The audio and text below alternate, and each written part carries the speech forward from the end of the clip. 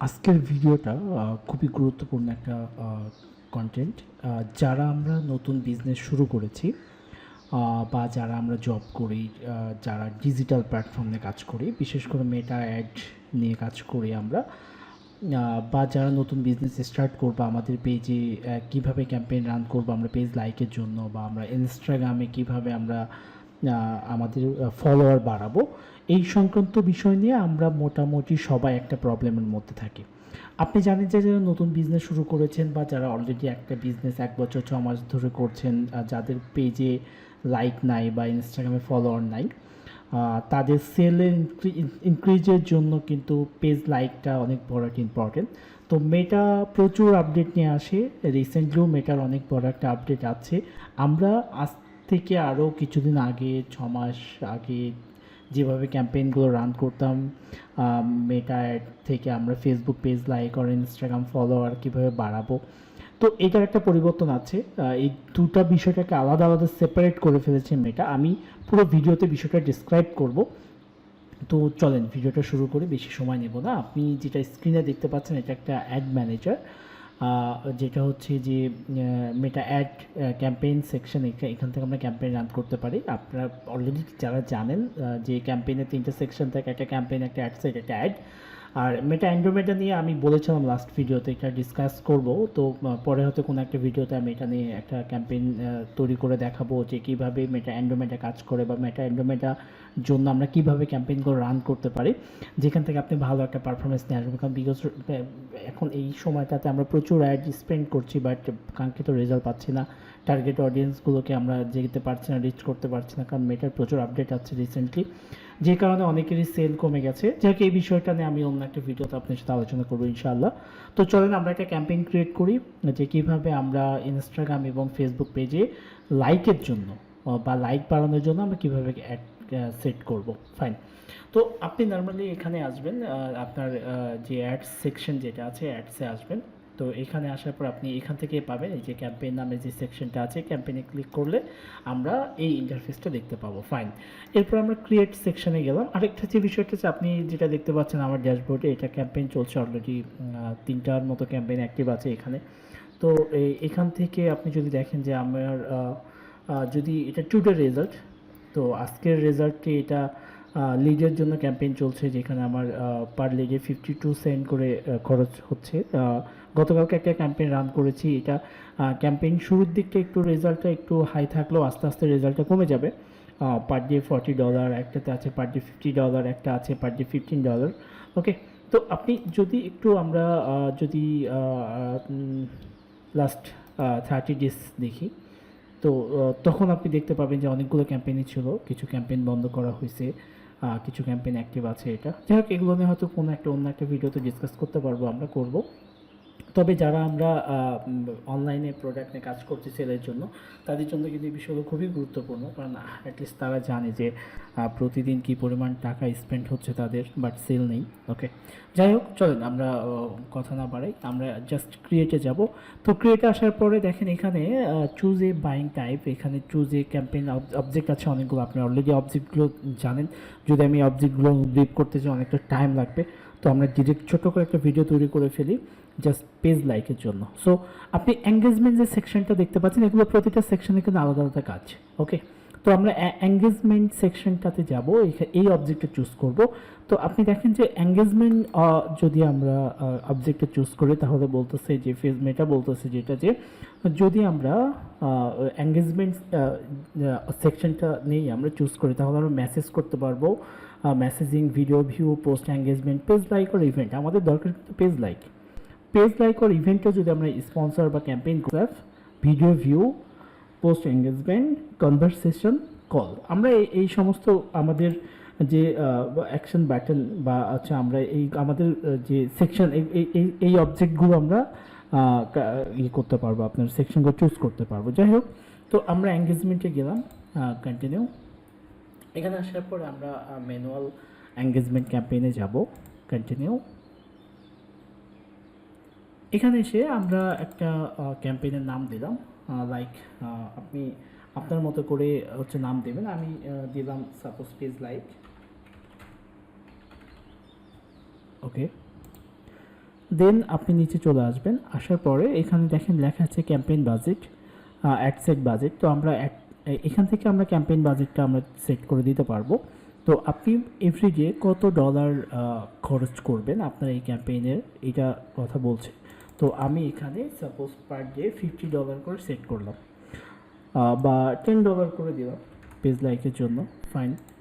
তো আপনি $10 budget set করেন, তো ও আমাকে বলতেছে যে $10 জিরো কনভারসেশন হবে, খুব একটা রেজাল্ট তুমি পাবা না, তুমি বাজেট আরও বাড়ো। এটা রিজনটা হচ্ছে যে আমার এই বিজনেস ম্যানেজার থেকে, অ্যাড ম্যানেজার থেকে আলহামদুলিল্লাহ অনেক ডলার স্পেন্ড করা হয় এভরি ডে, এবং লং টাইমের জন্য একটা ইনভেস্টমেন্ট আছে এখানে।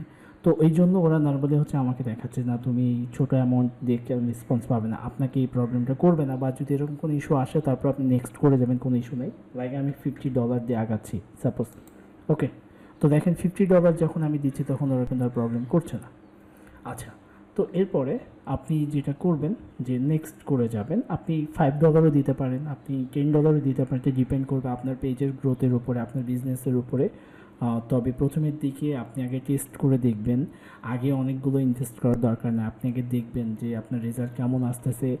অ্যাটলিস্ট 7 days, অ্যাটলিস্ট 2 উইক্সের মতো অ্যাড রান করে দেখবেন আপনার ক্যাম্পেইনের থেকে রেজাল্ট, এটার উপর ডিপেন্ড করছে আপনার স্পেন্ডটা আপনি বাড়াবেন কি না কমাবেন, এটা ডিপেন্ড অন ইউর সিচুয়েশন, ওকে। তো আমি এখানে নেক্সট করলাম। তো এবার ইচ্ছা আমাদেরকে অ্যাড সেটের একটা নাম দিতে হবে, তো আমি এখানেও পেজ লাইকই দিলাম, ওকে। দেন এবার দেখেন সবথেকে ইম্পর্টেন্ট যে বিষয়টা হচ্ছে যে পেজ লাইকের জন্য বিশেষ করে যে এইখানে যে এই যে আপনার কনভারসেশন লোকেশন যেটা, এই জায়গাটা হচ্ছে ফ্যাক্ট।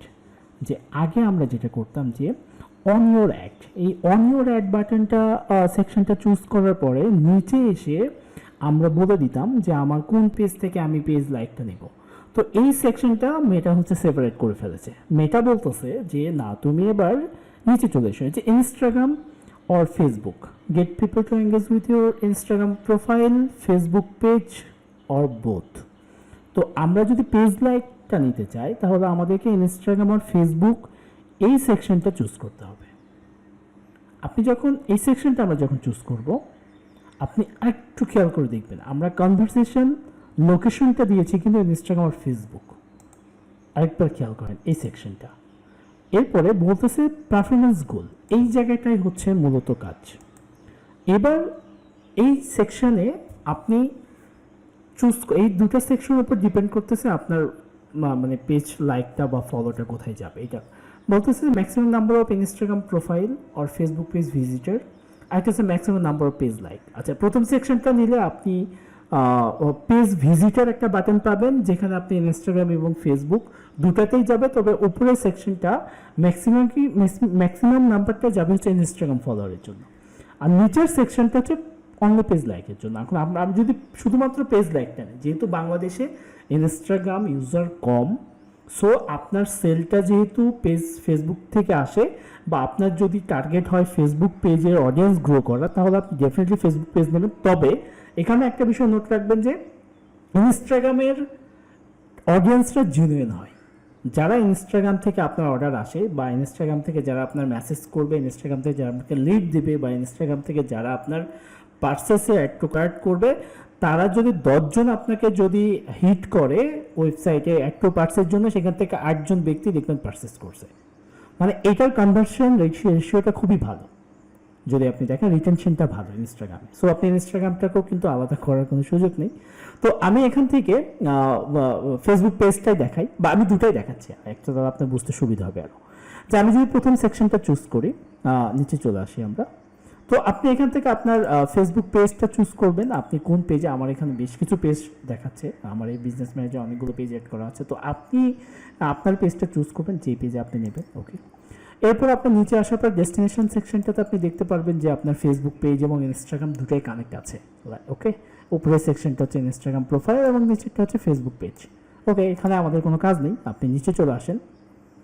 এখানে আসার পরে আপনি এখানে এসে আপনার যদি শিডিউলের কোনো ইস্যুস থাকে, যে আপনার ক্যাম্পেইনটা আপনি 2 দিন পরে রান করবেন, 3 দিন পরে রান করবেন, তাহলে আপনি এখান থেকে স্টার্ট শিডিউল করে দিতে পারেন।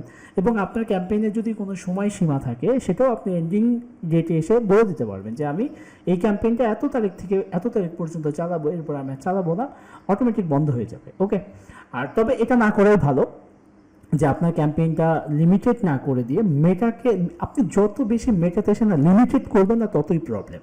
এজ লিমিট করবেন প্রবলেম, আপনি যদি এন্ডিং লিমিট করেন প্রবলেম। আপনি যদি একটা বাজেটটাকে ফিক্সড করে দেন যে আমি $10 খরচ করছি, এই $10 তুমি 5 দিনের জন্য দিয়ে দাও, তখন না আপনার রেজাল্টটা না কমাই ফেলবে। আপনি যত এখন এই এই কাজগুলো না আমরা আজ থেকে 5 বছর 6 বছর আগে করতাম, মানে এখন না আপনি যত বেশি ওপেন করে ফেলবেন, যত বেশি মেটার কাছে আপনার ক্যাম্পেইনটা ছেড়ে দেবেন, মেটা তত ভালো আপনার কাছে অডিয়েন্সগুলোর কাছে, টার্গেট অডিয়েন্সের কাছে পাঠাবে, বিকজ মেটা জানে। আর পুরো অ্যালগোরিদমটা এখন এআই বেস হয়ে গেছে, আমরা অলরেডি জানি। অ্যান্ড্রোমেটা আসার পর থেকে বিশাল একটা পরিবর্তন হয়েছে এবং সব কিছু ডিপেন্ড করতেছে আপনার ক্রিয়েটিভের উপরে। আপনি যত ভালো ক্রিয়েটিভ তৈরি করবেন, আপনি যত ভালো ক্যাপশন কন্টেন্ট তৈরি করবেন, আপনি যত বেশি ফেসবুকের উপরে ছেড়ে দেবেন আপনার ক্যাম্পেইনটা, আপনার রেজাল্ট তত বেশি ভালো আসে। তবে হ্যাঁ, এখানে বিষয়টা হচ্ছে আপনার অডিয়েন্সটাকে আগে বোঝাতে হবে আপনার পেজে কে আসে, আপনার পেজের অডিয়েন্স কারা। যদি মেটা যদি বুঝতে না পারে যে আপনার পেজে কারা অডিয়েন্স বা কারা আসতেছে কাদের কাছে, তাহলে কিন্তু আপনি টার্গেট অডিয়েন্স হিসাবে যেতে পারবেন না। তো এখানে অনেক বড় একটা ক্যালকুলেশনের বিষয় আছে। তো এখন মেটা একটা অ্যাকচুয়ালি খুব একটা জটিল অবস্থায় পৌঁছে গেছে, যেটা সত্যি আপনি যদি মেটার রুলস ফলো না করে চলেন তাহলে আপনি খুব একটা ভালো সুবিধা করতে পারবেন না আপনার প্রোডাক্ট সেলসের জন্য। যাই হোক, আপনি একটু নিচে চলে আসেন। এন্ডে আমি এন্ড করব না, এটা ওপেনলি রাখবো, পার্ট ডের উপরে ছাড়বো, পরবর্তী প্রয়োজনে আমি ম্যানুয়ালি স্টপ করে দেবো। ওকে, এরপরে আপনি নিচে চলে আসেন, লোকেশন একটা বিষয় আছে। তো এখানে আমরা আমাদের লোকেশনটা চুজ করব। তো আপনি কোন লোকেশন থেকে আপনার পেজের আপনি অডিয়েন্সটা চাচ্ছেন, মানে কোথা থেকে, সেটা আপনি বাইরের কান্ট্রি হতে পারে। যদি আমরা বাংলাদেশ বেস যদি ধরি, নর্মালি বাংলাদেশে যদি অনলাইন পার্সেসের ক্ষেত্রে ঢাকা, সিলেট, খুলনা, চিটাগং এই এরিয়াগুলো থেকে বেশি হয়। তো আপনি আপনার প্রোডাক্টের উপর বেস্ট করে এটা ডিপেন্ড করতেছে। আপনার পেজটা যদি সারা বাংলাদেশে হয় তাহলে আপনি এখানে পুরো বাংলাদেশ চুজ করবেন। আপনি যদি কোনো লোকেশন ভিত্তিক হয় সেই লোকেশন, আমি এখানে দেখাচ্ছি, লাইক আমি ঢাকা দিলাম, সাপোজ আমি এখানে ঢাকা বেস করলাম, বা আমি পাশাপাশি চিটাগংকে নিয়ে এলাম, চিটাগং।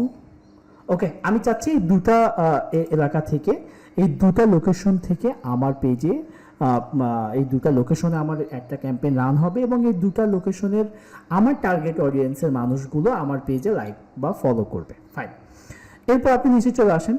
এখানে চাইলে আপনি কিলোমিটার সেট করে দিতে পারেন, ঢাকা ডিভিশনের মধ্যে আপনি কত কিলোমিটার চালাবেন। তো আমি কোনো কিলোমিটার সেট করলাম, যেহেতু পেজ লাইকের জন্য এটা ওপেন ছেড়ে দিচ্ছি। যদি আমি আমার প্রোডাক্ট পারচেসের জন্য হতো, লাইক আমি মেসেজ ক্যাম্পেইন করছি, আমি লিড ক্যাম্পেইন করছি, অথবা আমি ওয়েবসাইট পারচেস করছি, সেক্ষেত্রে আমি হয়তো এখান থেকে আরও কমাই দিতাম। সেক্ষেত্রে ঢাকার মধ্যে আমি হয়তো 20 কিলোমিটারের মধ্যে আমি ক্যাম্পেইনটা সেট করতাম, যাতে করে আমার অডিয়েন্সটা একটা জোনের মধ্যে থাকে, যে জোনটা আমার একদম অ্যাকচুয়াল টার্গেট অডিয়েন্সের জোন। ওকে, তো আপনি নিচে চলে আসেন। এরপরে এখানে কোনো কাজ নেই, আমি একটু আগে যেটা বলছিলাম যে এজের একটা ইস্যু আছে। আপনি এজটা যদি আরও কমান, তারা বলতেছে না সর্বনিম্ন 18 রাখা, 18 নিচে যায় টিনেজ, তারা ভাবতে আপনি 18 নিচে ডেফিনেটলি আপনার ক্যাম্পেইনে আপনি রাখবেন না, তাহলে আপনার ক্যাম্পেইনটা তারা কিন্তু রেস্ট্রিক্টেড করবে, অথবা আপনার ক্যাম্পেইনটাকে বেশি রিচ করাবে না, কারণ 18 এজের নিচে আপনার ক্যাম্পেইনটা চালাবো না আমরা। ওকে, তো একটু উপরে চলে আসি। এখানে ল্যাঙ্গুয়েজের একটা বিষয় আছে, তো আমাদের অল ল্যাঙ্গুয়েজ দেওয়াটাই ভালো বাংলাদেশের। এখানে আপনার ইংলিশ বাংলা আলাদা করে সেট করার কিছু নাই, যেহেতু আমার অডিয়েন্সটা বাংলাদেশের। যদি ল্যাঙ্গুয়েজ সেট তখনই করতেন যদি আমার ক্যাম্পেইনটা রান হইতো লাইক ইউএসএ, বা আমার ক্যাম্পেইনটা রান হয়েছে লাইক আপনি সৌদি আরবে, যে সৌদি আরবের মানুষের কাছে ক্যাম্পেইন রাখবে। সৌদি আরবের অনেক মানুষই তারা অ্যারাবিক ভাষায় কথা বলে, তাদের কাছে ক্যাম্পেইনটা যাবে। বা আপনার ক্যাম্পেইনটা রান করেছেন আপনি সাইপ্রাসের ল্যাঙ্গুয়েজ তখন সেট করতে হতো। ওকে, তো আমার যেহেতু বাংলাদেশে, আমি বাংলা ইংলিশ বোথ করে দিলাম, এখানে বোথ হিসেবেই ক্যাম্পেইনটা চলবে। আর advertising plus audience, okay fine. এখানে আসেন, এই এসটা এবার আমরা সেট করব। এখানে দেখেন আমার পেজের অডিয়েন্সগুলো লাইক যে জেনজি হয়, বা আপনার প্রোডাক্টের উপর ডিপেন্ড করতেছে যে আমি 18 এজ থেকে শুরু করলাম, বা আপনি চাইলে এটা আরও বাড়াতে পারেন। তবে 18 এজ ঠিক আছে, বিকজ 18 এজ থেকে অনেক মানুষ তারা হচ্ছে ফেসবুক ইউজার বা জেনজিগুলো আছে, তাদেরকে আপনি ফিউচার টার্গেটে ধরতে পারেন যে 18 এজে যারা আজকে আমার পেজে লাইক দিচ্ছে হয়তো তোরা পারচেস করবে না, বাট ও তো আজ থেকে 2 বছর পরে আমার পেজের জন্য রেগুলার কাস্টমার হতে পারে, তাই না?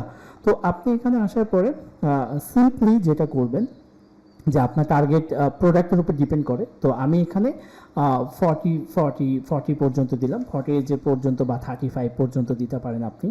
এটা ডিপেন্ড করতেছে, আমি জাস্ট একটা ডেমো ক্যাম্পেইন চালাচ্ছি, যেহেতু আমি কোনো এখানে অ্যাকচুয়াল কোনো পেজ নিয়ে কাজ করছি না। তো এটা ডিপেন্ড করতেছে আপনার প্রোডাক্টের উপর, আমি আবারও বলছি। তো আপনি যারা ক্যাম্পেইনটা আমার এই ভিডিওটিতে ক্যাম্পেইন রান করবেন, সো কেয়ারফুল, এই হুবহু বিষয়টা ফলো করেন না, স্ট্রাকচারটা ফলো করেন জাস্ট। ওকে, আমি এখানে 35 দিলাম। জেন্ডার আপনি এটা ডিপেন্ড করতেছে যারা অনলাইন শপিং বা লাক্সারি প্রোডাক্ট বা ওমেনদের জন্য নিয়ে কাজ করেন, তাহলে ওমেন চুজ করবেন যে ওমেনগুলো যেন আসে। আর যদি আপনার ম্যান ওমেন বোথ হয় তাহলে আপনি অল জেন্ডার দিয়ে রাখেন। ওকে, এরপর আসেন টার্গেট ডিটেল। খুব ইম্পর্টেন্ট একটা বিষয় যেটা, এবং যেটা বলতে ডেঞ্জারাস একটা জায়গা, যে এই টার্গেট ডিটেলিংয়ের উপর ডিপেন্ড করতেছে আপনার এই একটা টার্গেট অডিয়েন্সের কাছে সঠিকভাবে পৌঁছাচ্ছে কি না বা পৌঁছাবে কি না। ওকে, তো আপনি এখান থেকে আপনার প্রোডাক্টের উপর বেস করে আপনি ক্যাম্পেইনগুলো সেট করবেন। লাইক আপনার যদি হয় যে আপনি একটা অনলাইন শপিং রিলেটেড কাজ করছেন, লাইক আপনি টি শার্ট বিক্রি করেন, ওকে, তো আপনি এখানে টি শার্ট রিলেটেড ক্যাম্পেইনগুলো অ্যাড টার্গেট অডিয়েন্সের জন্য কিওয়ার্ডগুলো সেট করবেন। এখানে দুটো বিষয় আপনি খেয়াল করে দেখবেন যে এখানে আপনি ব্রাউজার চুজ করলে 3টা সেকশন আপনি পাবেন। একটা হচ্ছে ডেমোগ্রাফিক, একটা ইন্টারেস্টের, একটা বিহেভিয়ার। এই 3টা সেকশনের উপর ডিপেন্ড করতেছে টার্গেট অডিয়েন্স। তো এখান থেকে যদি আপনি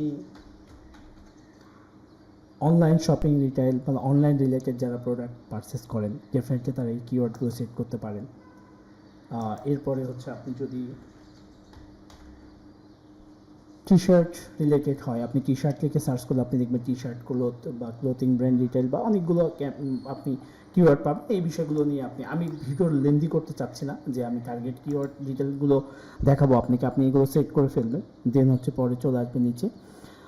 এখানে আসার পরে এখান থেকে এখানে আর আমরা কোনো কাজ নেই, এখানে একটা সেকশনের কাজ আছে, সেটা হচ্ছে প্লেসমেন্টের। তো প্লেসমেন্টটা আপনি এখান থেকে আপনি চুজ করতে পারেন যে আপনার একটা কোন কোন প্লেসমেন্টে যাবে। এখানে আমরা যদি ম্যানুয়ালি যাই তাহলে আমরা এখান থেকে বলে দিতে পারবো, তবে মেটা অ্যান্ড্রোমেটা বলতেছে যে না, তুমি ম্যানুয়ালি প্লেসমেন্টে যেও না। যদি ম্যানুয়ালি প্লেসমেন্টে যাও তাহলে হচ্ছে যে ফেসবুক অ্যাড সবগুলো প্ল্যাটফর্মে দেখাবে না, তারা সেক্ষেত্রে আপনার অডিয়েন্স কমে যাচ্ছে বা আপনার রেজাল্ট খুব একটা ভালো পাবেন না, এটা ওপেনলি ছেড়ে দেওয়াই ভালো।